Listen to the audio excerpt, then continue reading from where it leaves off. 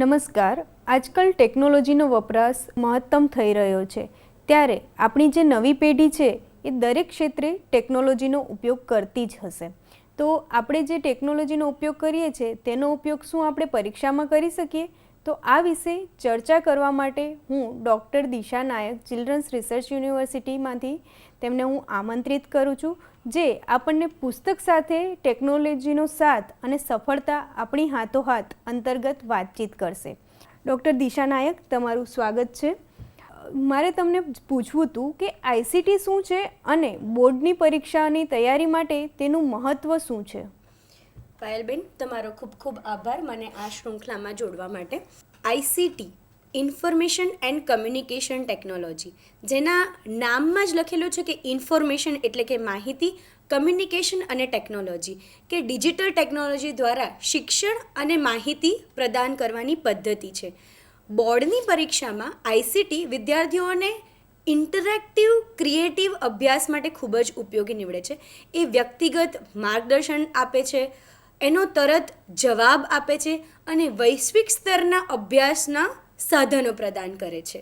તો મારા અંતર્ગત આઈસીટી એ આજના યુગને એક્ઝામની તૈયારી કરવા માટે ખૂબ જ એક સરળ હાથમુઠ્ઠી જેવું એક સાધન બની ચૂકેલું છે. ખૂબ જ સરસ રીતે તમે આઈસીટી વિશે માહિતી આપી દિશાબેન. હવે તમે મને એ જણાવશો કે આઈસીટી દ્વારા વિદ્યાર્થીઓને કયા પ્રકારના અભ્યાસના સાધનો મળી રહે છે? ઇન્ફોર્મેશન કમ્યુનિકેશન ટેકનોલોજી, જેને આઈસીટી આપણે કરીએ છીએ, એમાં વિવિધ પ્રકારના ટૂલ, જેને સાધનો તરીકે ઓળખવામાં આવે છે, એની અવેલેબલ છે. અહીંયા એ મુખ્યત્વે હું 5 સાધનોની વાત કરીશ. એમાં પહેલું છે વિઝ્યુઅલ એન્ડ ઓડિટરી લર્નિંગ. આપણને સૌને ખબર છે કે યુટ્યુબ તથા ખાન એકેડમી જેવા ઓનલાઈન માધ્યમ, જે ઓનલાઈન મફત સોર્સિસ છે, જેને ઓપન સોર્સિસ કહેવાય છે, એના દ્વારા બાળક પોતાના રેકોર્ડ કરેલા લેક્ચર એ ગમે ત્યારે પોતાની સવલતથી સાંભળી શકે છે અને જે વિષય વસ્તુ અંતર્ગત જેને સમજણ ઓછી પડેલ છે એને પોતાની ગતિથી સારી રીતે સમજી શકે છે, જેને એનું કોન્સેપ્ચ્યુઅલ અન્ડરસ્ટેન્ડિંગ વધારે પડતું ક્લિયર થાય છે.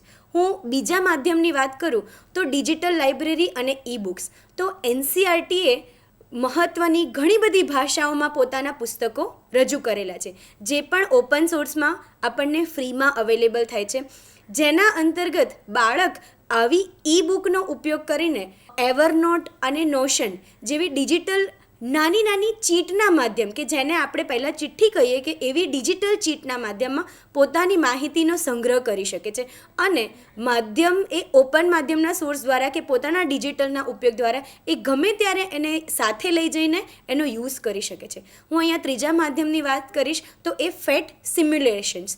જનરલી આ વસ્તુ એ વિજ્ઞાનના વિદ્યાર્થીઓ, સાયન્સના તથા 10માના ભણતા સાયન્સના વિદ્યાર્થીઓ માટેનું ઉપયોગી માધ્યમ છે. વિજ્ઞાનના પ્રયોગોને વર્ચ્યુઅલ રીતે એ બતાવે છે, જેનાથી બાળકોનું કન્સેપ્ચ્યુઅલ અન્ડરસ્ટેન્ડિંગ વધારે પડતું ક્લિયર થાય છે. બીજા માધ્યમની વાત કરું તો યુટ્યુબ ચેનલ, જે આપણને બધાને ખબર છે કે આપણને ફ્રીમાં એ વસ્તુ માહિતી પ્રદાન કરે છે.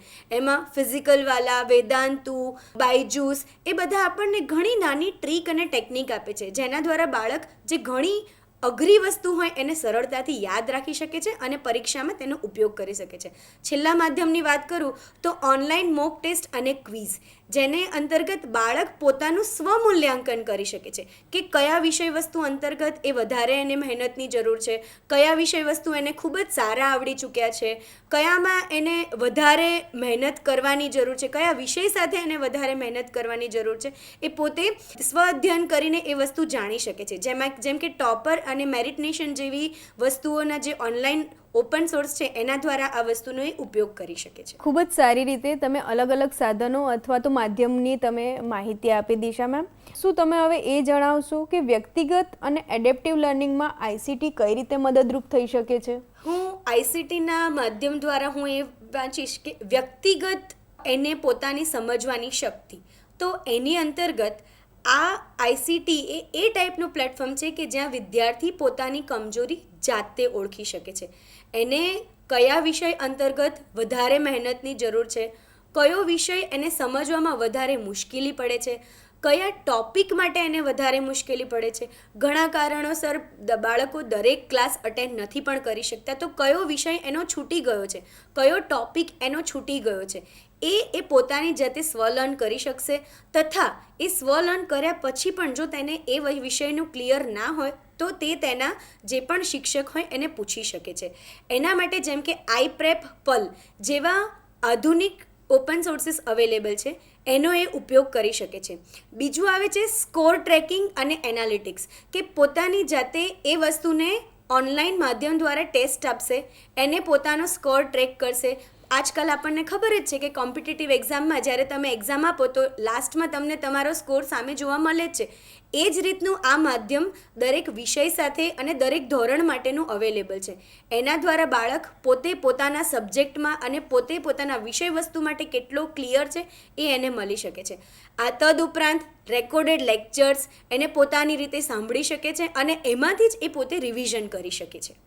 તમે ખૂબ જ સારી રીતે સમજાવ્યું કે બાળક જ્યારે સ્વમૂલ્યાંકન કરવા ઈચ્છે અને તે રિવિઝન કરવા ઈચ્છે છે ત્યારે તે આઈસીટીનો ઉપયોગ કઈ રીતે કરી શકે.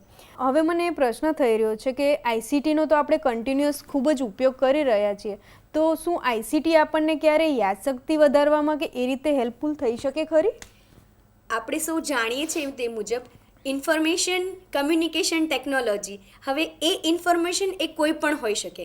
જે માહિતી આપણને ન્યૂઝ દ્વારા મળે છે, જે માહિતી આજકાલ આપણને સોશિયલ મીડિયાના રીલ્સ દ્વારા મળે છે, જે માહિતી અંતર્ગત આપણે ઘણા મ્યુઝિક પણ સાંભળતા હોઈએ છીએ, કે જેમ આગળ વાત કરેલી છે અમારા સાથી મેમ્બરે કે આજકાલની જે પિરિયોડિકલ શૃંખલાની છે જે ગીત દ્વારા બાળકને ભણાવવામાં આવે છે. તો મને એવું લાગે છે કે આવા ડિજિટલ માધ્યમને આપણે એ સોર્સમાં ઉપયોગ કરીએ તો બાળકોને ભણવાનું એ વધારે ઇઝી કરી આપે છે. બીજી ઘણા એવા સંશોધન મુજબ આપણે એ છે કે છેલ્લી ઘડીએ જે રિવિઝન કરવામાં આવે છે, જેને ક્વિક રિવિઝન પદ્ધતિ કહે છે, એક સાથે વાંચવામાં ક્રેમિંગ કાં તો સ્ક્વિમિંગ છે, એમાં ફ્લેશ કાર્ડ એ બહુ મહત્ત્વની ભાગ ભજવે છે. એનું ક્વિક પુનરાવર્તનની સાથે એ એને લાંબા સમય સુધી એને યાદગીરી પણ રહે છે. એન્કી જેવી ફ્લેશ કાર્ડ એપ્સમાં સ્પેસ રિપીટેશન્સ, કે જેની અંદર એ જ ફ્લેશ કાર્ડ ઘણી બધી વખત એની આગળથી જતું હશે. દાખલા તરીકે પ્રકાશ સંશ્લેષણની પ્રક્રિયા, તો પ્રકાશ સંશ્લેષણની પ્રક્રિયાનો જે ફ્લેશ કાર્ડ હશે એ અંતર્ગત આખું ફ્લેશ કાર્ડ એને આખી પ્રોસેસ દર્શાવતું ઘણી બધી એની આંખોની સામેથી એ વસ્તુ જતું હશે, તો બાળક એને ઇઝીલી વસ્તુ કેપ્ચર કરી લેશે અને આખી જ પ્રક્રિયાને એ ઘણી ઓછા સમયની અંદર મેમરાઇઝ કરી શકશે. અને મને લાગે છે કે જો બાળક આ રીતે આ પદ્ધતિથી કરે તો એને એ વસ્તુ ઘણા લાંબા સમય સુધી યાદગીરી પણ રહે છે. બહુ સમયથી આપણે અનેક પ્રકારના આઈસીટીના ઉપયોગ અથવા તો દુરુપયોગની વાતો સાંભળી હશે અને આઈસીટી આપણને કઈ રીતે મદદરૂપ છે, સાથે સાથે આપણને ક્યાં ક્યાં અટકાવે છે એ વિશે પણ વાત સાંભળી હશે. પણ પહેલી વખત મેં જાણ્યું કે યાદશક્તિ વધારવામાં પણ આપણને આઈસીટી મદદરૂપ થઈ શકે છે.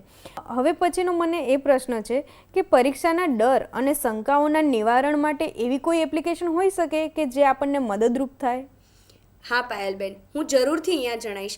એવી ઘણી 3 એપ તો હું અહીંયા તમને જણાવું છું, પણ બીજા પણ એવા ઓપન માધ્યમ અવેલેબલ હશે જેના દ્વારા પોતાનો ડર અને શંકાઓનું નિવારણ બાળક પોતાની જાતે લાવી શકે. પહેલા માધ્યમની વાત કરીશ તો ડાઉટનટ. કોઈ પણ અઘરા પ્રશ્નનો ફોટો પાડીને ખાલી બાળક ત્યાં મૂકે છે તો વિડીયો માધ્યમ કાં તો ઓડિયો માધ્યમ દ્વારા તેને ત્યાં જવાબ મળે છે.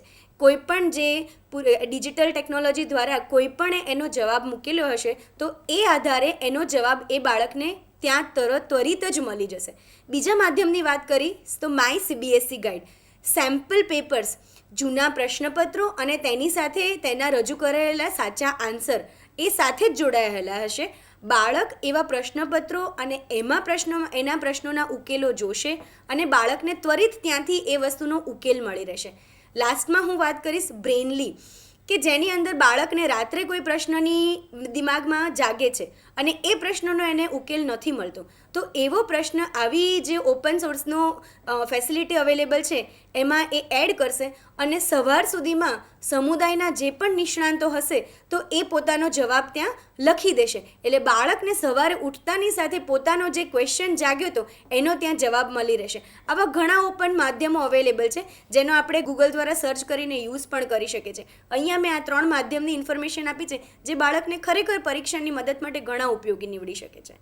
દિશા મેમ, આ તો થઈ આઈસીટીની વાત. જો આપણે કન્ટિન્યુઅસ આ રીતે આઈસીટીનો યુઝ કરીએ અથવા તો કોઈ ડિજિટલ સાધનોનો ઉપયોગ કરીએ અને કન્ટિન્યુઅસ આપણે સ્ક્રીન સાથે જ્યારે જોડાયેલા રહીએ છીએ તો એક કોમન જે તકલીફ આવતી હોય છે એ કે આંખને થાક લાગે છે. તો આવી રીતે જે થાક લાગતા હોય છે અથવા તો જે આંખને થાક લાગે છે એનાથી આપણે બચવા માટે કેવા પ્રકારના નિયમો પાળવા જોઈએ? ચોક્કસ પાયલબેન, હું આ માહિતી તમને આપીશ. જો ડિજિટલ માધ્યમ છે એ ભણવાની બાળકની શક્તિ વધારે છે. એ એક નવું માધ્યમ છે જે એની માહિતીને વધારે મજબૂત કરવામાં મદદ કરે છે. પરંપરાગત પદ્ધતિ એટલે ચોપડી આધારિત જ્ઞાન એને ક્યારેય નિવારી શકાય નહીં, એ જરૂરી છે.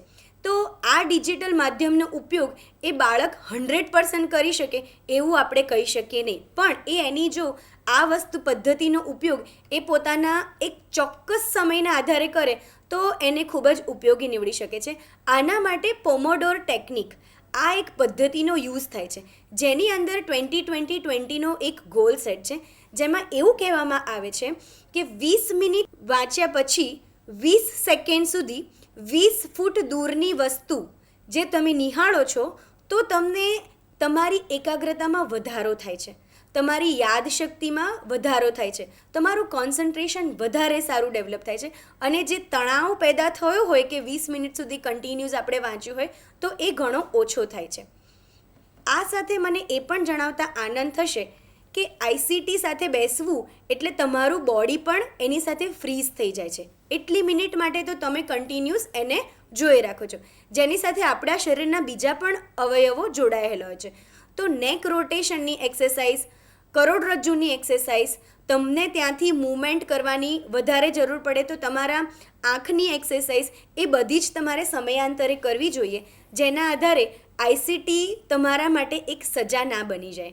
એટલે આ સાથે સાથે તમારે તમારી બોડીનું પણ ધ્યાન રાખવું જોઈએ અને એનો ઉપયોગ વ્યવસ્થિત રીતે કરવો જોઈએ, જેની હું તમને અહીંયા ચોક્કસ ખાતરી આપું છું કે જો તમે આ રીતે કરો તો તમને આઈસીટી સારી રીતે ઉપયોગમાં આવી શકશે.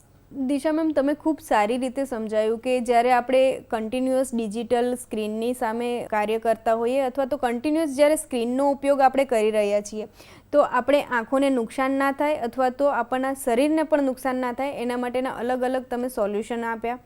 મને એક બીજો પ્રશ્ન એ હતો કે શું એનઈપી 2020 અને આઈસીટીને આપણે ઇન્ટિગ્રેટ કરી છે અને કરી છે તો એમાં શું વાત કરવામાં આવી છે? એનઈપી 2020 નેશનલ એજ્યુકેશન પોલિસી એ શિક્ષણના તમામ સ્તરોને ટેકનોલોજીના ઉપયોગ પર ભાર મૂકે છે, જેની સાથે એ પરંપરાગત શિક્ષણ પદ્ધતિને પણ પરિવર્તન લાવવામાં મદદ કરે છે. હા, પરંપરાગત પદ્ધતિ તો રહેશે જ, પણ એમાં ટેકનોલોજીનો સમાવેશ કરીને એનું પરિવર્તન લાવવાની વાત કરે છે. એનઈપીનું મુખ્ય લક્ષ્ય એ છે કે ગામડાના વિદ્યાર્થીઓ સુધી ગુણવત્તાયુક્ત શિક્ષણ પહોંચે. ઓનલાઈન લાઇબ્રેરી, એજ્યુકેશનના વિડીયો, ડિજિટલ પુસ્તકો, આ સમગ્ર વસ્તુનો ઉપયોગ કરીને ભારતનું એક પણ બાળક શિક્ષિત વંચિત ના રહે એનો પ્રયાસ એનઈપી કરી રહી છે. એનઈપી 2020 અને આઈસીટી વચ્ચેની સુસંગતતાનો મુખ્ય ઉદ્દેશ એ ભારતને ગ્લોબલ નોલેજ સુપર પાવર બનાવવાનો છે. ટેકનોલોજી દ્વારા શિક્ષણને માત્ર ગોખણપટ્ટી નહીં પણ સમજણ અને કૌશલ્ય આધારિત બનાવવાનો એ એનઈપી 2020 અને આઈસીટીનો મુખ્ય પ્રયાસ રહ્યો છે. ખૂબ જ સારી રીતે દિશાબેને આપણને આઈસીટીનો ઉપયોગ કરી અને પરીક્ષામાં જે આપણને પ્રશ્નો થઈ રહ્યા છે તેના વિશેની માહિતી આપી. દિશાબેન, તમે શું એક લાઇનમાં કંઈ કહેવા માંગશો આ વિશે? હા, આઈસીટી અને પરીક્ષાની પદ્ધતિ એ અંતર્ગત હું કહેવા માંગીશ કે આઈસીટીનો ઉપયોગ જો તમે પરીક્ષા દરમિયાન એક વ્યવસ્થિત રીતે કરી શકો છો તો એ તમારા ફાઇનલ રિઝલ્ટમાં ખરેખર વધારો કરી આપે છે. પણ જો આ જ આઈસીટીનો તમે બીજી રીતે ઉપયોગ કરો તો એ તમને તમારા અવરોધ પણ લાવી શકે છે. પણ બાળકો જો પરીક્ષા દરમિયાન આ વસ્તુનો જો વ્યાપ રીતે એનો પૂરતા પ્રમાણમાં અને એને સારી રીતે માધ્યમથી ઉપયોગ કરશે તો જરૂરથી એમને પરીક્ષામાં ઉપયોગી નીવડી શકશે. આ સાથે માહિતી માટે પાયલબેન, હું અહીંયા એક સ્ક્રીન રજૂ કરીશ કે જેને અંતર્ગત તમને ઘણી બધી કેટેગરીમાં ઘણા બધા ટૂલ અને કયા કયા મુખ્ય એના ઉપયોગ છે એ હું અહીંયા રજૂઆત કરીશ, જે તમને આ સ્ક્રીન સમક્ષ જોવા મળશે.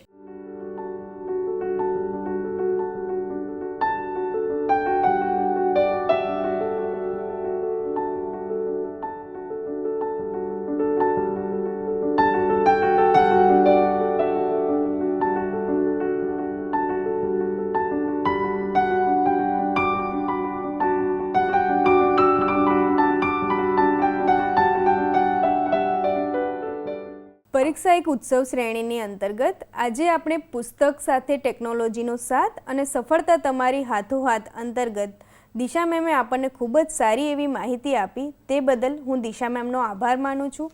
આ સાથે સાથે ચિલ્ડ્રન્સ રિસર્ચ યુનિવર્સિટી જે આપણને આ સારી એવી તક પૂરી પાડે છે કે જ્યાં આપણને આવી અવનવી માહિતી મળતી રહે છે, તે માટે હું ચિલ્ડ્રન્સ રિસર્ચ યુનિવર્સિટીનો આભાર માનું છું. સાથે સાથે બાયસેગની સર્વ ટીમનો પણ હું આભાર માનું છું. આપ સૌનો ખૂબ ખૂબ આભાર.